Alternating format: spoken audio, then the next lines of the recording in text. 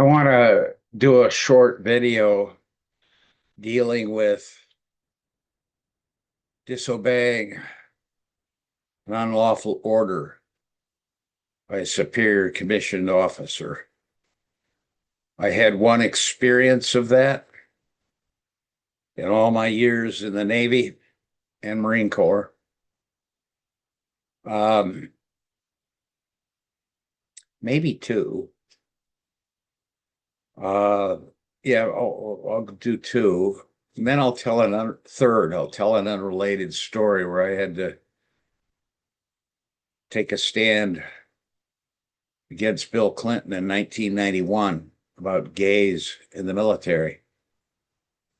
There may be a fourth story, but let's start with the first one.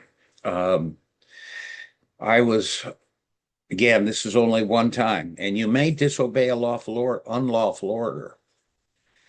Your duty bound then to tell the senior above the superior giving the unlawful order. It was on a ship, USS Kalamazoo. I was a chaplain. I had several responsibilities aside from preaching the biblical faith or religious worship. One of which was morale. The morale. There was a bigger title to it, but I was over that, and underneath that there was a junior officer, Lieutenant JG, and he reported to me. And the morale fund, we had a little store on the ship, very little, at the back of the ship, right across from the chapel. And it sold all kinds of things, candies, sodas, cigarettes, you name it. It was a little tiny store, sailors could go. And the profits from that were gathered up into the morale fund. And the monies would be used when we would pull into ports. We would use those monies to help offset the cost of renting buses. When you go into port, they set up, again, I'm forgetting the name of the title, the morale fund or something. And so it would help. They would set up 8 or 10 different travel opportunities to go visit here, there, and elsewhere. You'd be out at sea for a month, 6 weeks, 2 months. You hit Naples, you hit Greece, different ports. And so you'd want to, you'd have a couple, 3 days off and go on a tour. So the money was important in that respect for the sailors. Well, come to find out, the captain of the ship, Tim Winters was his name, he was siphoning off money from that for himself. He was very self-centered. He had been the executive officer on an aircraft carrier. They sent him as a pilot. He'd had command of an air wing before that, or squadron commander. He was a pilot, very egregious and outgoing. But what he was doing was basically stealing from that morale fund, which was illegal. Not my rules, not Captain Winter's rules, but the rules of the Navy for the benefit of the sailors. Well, he was siphoning off the money and building up and improving his own little utility boat. The captain always had a boat on all the ships I was on, so that when you'd anchor out in a harbor, the captain could let the boat down, get in, and go ashore. Well, he was using the money to do all kinds of things for his boat. He put in teak wood paneling. He used the money to put in a big stereo system with speakers, none of which was necessary. He used the money to buy skis, so he'd go skiing behind the boat. He used it to buy fishing equipment, and there were other things that he was doing with that in relation to that boat. I didn't know it. The junior officer who reported to me was the man who handled the monies. And he came to me and said, Chaplain, I think the captain is pulling fast ones on us. Here's the books. What do I do? I said, next time he does it, refuse to give him the money. Well, that's exactly what the junior officer did. He obeyed my lawful order. Next thing I know, I'm in my office. It was late at night, and Captain bangs on my door, begins chewing me out that he's the captain of the ship and he can do this, that, and the other, blah, blah, blah. I told him I had to tell him that this was an unlawful order.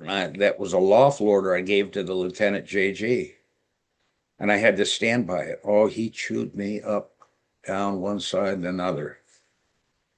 So there I was disobeying an unlawful order. Again, the only time I've ever done it in the military.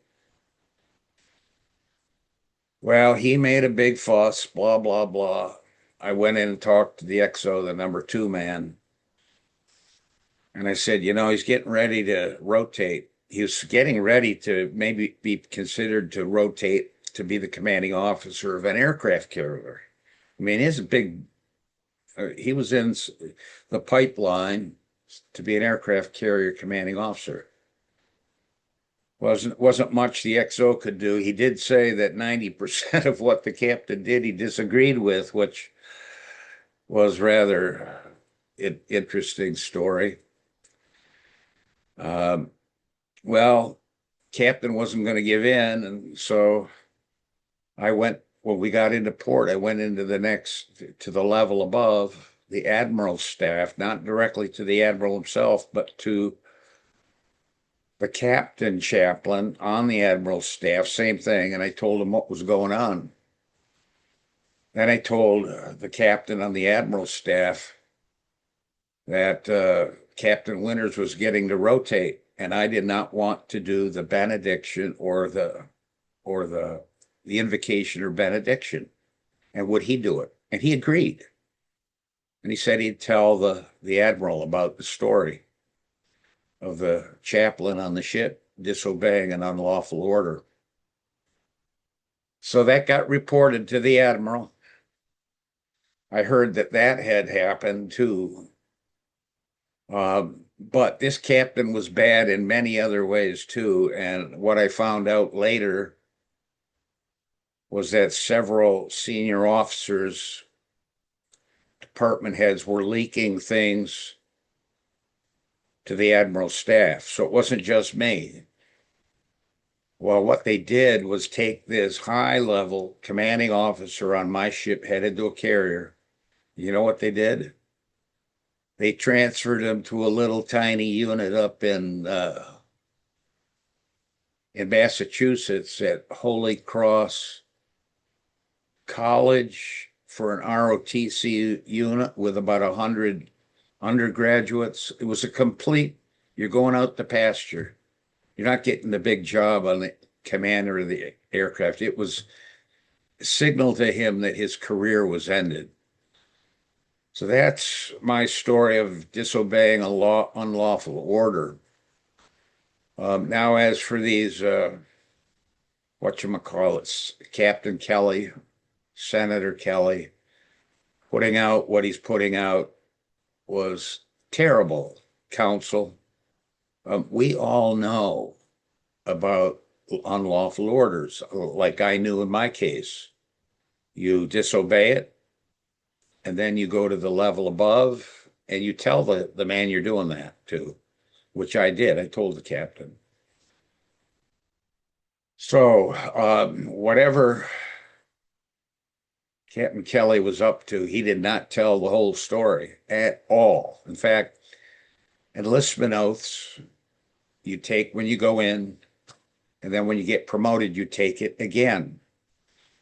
And you vow fidelity to the Constitution of the United States And then you also say, and I will obey the orders of the President of the United States and the superior officers appointed over me. That's the big picture. And that all the military guys know. So Captain Kelly he was dishonest. He did not tell the whole story. And that omission of that is a commission. It's an act. Now, there's several articles that could be applied to him. Let me then throw this out. This is another context in Naples, NATO, Italy. It was a land assignment overseas. I was there for a couple of years and had a JAG officer in my congregation who part of his responsibility and duty was to make sure that the chaplains never commented on political matters. We just were not to do it. And that went all the way up the chain of command.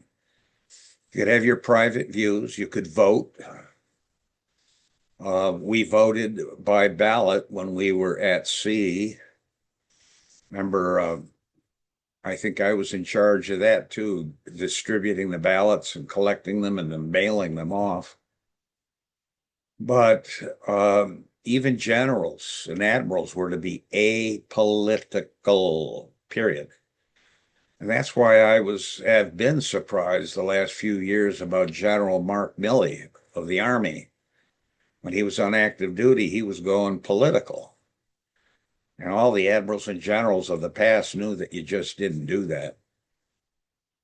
So that's the picture of one scenario, disobeying a lawful order. The second story I'm telling has to do 1991. It was not political. I wasn't disobeying a lawful order, but I was going up against the President of the United States. Didn't know it at the time. We just pulled in from, this was when Slick Willie Clinton was trying to push gays on the military. Because before that, in my time, if you were gay, you got discharged for bad conduct. It was against the UCMJ. That has changed now, but back then, anyways, we were out to sea. We came in that evening, and next morning we're meeting for officers' call at 7 a.m. with the XO, the executive officer, number 2 man, and go around the room with the senior officers, department heads, and the XO said, Chaplain, you're supposed to show up at such and such time. It was like 10 o'clock in the morning over at building such and such. The U.S. Armed Forces Committee, that's the U.S. Senate, is having a meeting. Whoa. It's about the presidential order's desire for gays in the military. Oh man, my heart dropped because I was young. And I'm going into the U.S. Armed Forces they were from Washington, D.C., and they'd come down to Norfolk, Virginia. So after the meeting, I sat down with my XO, the number 2 guy. He had been a graduate of a Jesuit seminary, but couldn't do the celibacy thing, so went into the Navy.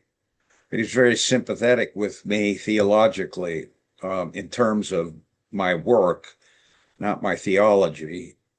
He called me an effing Huguenot a few times. I had to fix that problem. As soon as I fixed it with the captain, he settled down, became a good friend, actually. I sat down with him and said, what do I do? He says, man, I don't know, just be yourself. Okay. Well, I still was a little bit afraid speaking to U.S. senators about the president of the U.S. So I went over to the admiral's staff and met with the captain of Southern Baptist. And I thought, well, all I knew about Southern Baptists is that they were so-called Bible people. That's what I thought. Well, I went in and met with the captain on the admiral's staff and told him what was going on. He said, well, all I can tell you is remember this. You're on your own. I said, well, I guess I'll just stick to what my faith group, Reformed Episcopalians, believe. I was a Westminster man. And he says, yeah, do that. So, anyways, I go over to this building and there's 6 chaplains. We're all handpicked. 3 women from the libo groups and 3 quasi, mostly evangelical, the other 2 men and me. And I kind of kept quiet at first. And here's this staff of US senators, 6 or 8 of them, with their staff all gathered around. And I had, interestingly, before this, while at sea and before coming in, I had been preaching on the 10 Commandments from the shorter and larger catechism, Westminster catechisms, on the 10 Commandments. And I had recently covered the 7th commandment. Again, this is in a public chapel on the back of a ship, about fornication, adultery, bestiality, homosexuality, incest, and expanded that. So it was all fresh in my mind. So I'm sitting there with these 5 other chaplains. And again, this is not illustrating disobeying a lawful order. They were talking, asking questions, and then it came to me. As soon as I started, everybody went quiet. The staffers were writing. They stopped asking questions as I exposited the 7th commandment. I remember saying that if it becomes a law that I cannot preach against these various sins, sexual sins, then you'll have to court-martial me because I cannot do that. That is my faith commitment. That's my First Amendment right to the exercise of my religion. So, anyways, that came to an end. The 6 chaplains and met outside, and one of the women said, "Oh, you're just one of those bookish Bible people." Yeah, I am. Anyways, I went back to the ship. Got a call from a commander 1 level above me on the admiral's staff, not the captain, but the commander. He's a Roman Catholic. And he said, "I heard what you did, and I'm here calling you to let you know I'm going to do everything I can to get you promoted." Well, I got promoted. I also took that oath, by the way, mentioned before, the fidelity to the Constitution, and that I'll obey the orders of the president and superior officers over me, which boy, Captain Kelly did not inform the nation about, which he knows about. So it was very elusive. I didn't finish the second story. I'll go back to that when I'm done with this. So, anyways, a few months later, I was getting ready to rotate onto a carrier from the Kalamazoo and Oiler. And we went down to the Caribbean, and we had my replacement on board. We're only going down for a week or 2. And he was coming from the chief of chaplain's office. He had an admin job up there. So we're standing out on the bridge wing early one evening, and I start to tell him this story about the U.S. Senate Armed Forces Committee. And he goes, "Oh, you're the one." I said, "What do you mean?" He goes, "Oh, man, the admirals and generals at the Pentagon were laughing about that young chaplain who took on the President of the United States." Oh, little did I know. He goes, "Yeah, they were talking about you and they thought it was funny. And as a result of the Armed Force Committee, they forced Clinton to back off." Well, I wasn't disobeying a lawful order there, but I was coming up against the President of the United States. let me backtrack to that story in NATO and Naples with the JAG officer, Judge Advocate General in my congregation. He said he made it a point periodically to visit the different Protestant chapels. We had four of them in Naples, periodically to make sure that the chaplains were not mentioning anything political and to warn them off. Well, none of us did. We're like my case, I'm expositing the Bible, not politics. But I found that a very interesting point by the JAG officer, who's a lieutenant commander. So there was very definitely a culture when I was in there not to deal with political issues. You could have your private views, you could vote as you want, but you just didn't do it. Is there any other story bearing on this? There was another one I wanted to tell, but number one was the situation where the captain was funneling funds away from the morale fund, which was illegal. And I disobeyed that and made my report above him. So that was my only experience. Most of the orders are all legal, which again, Captain Kelly didn't mention.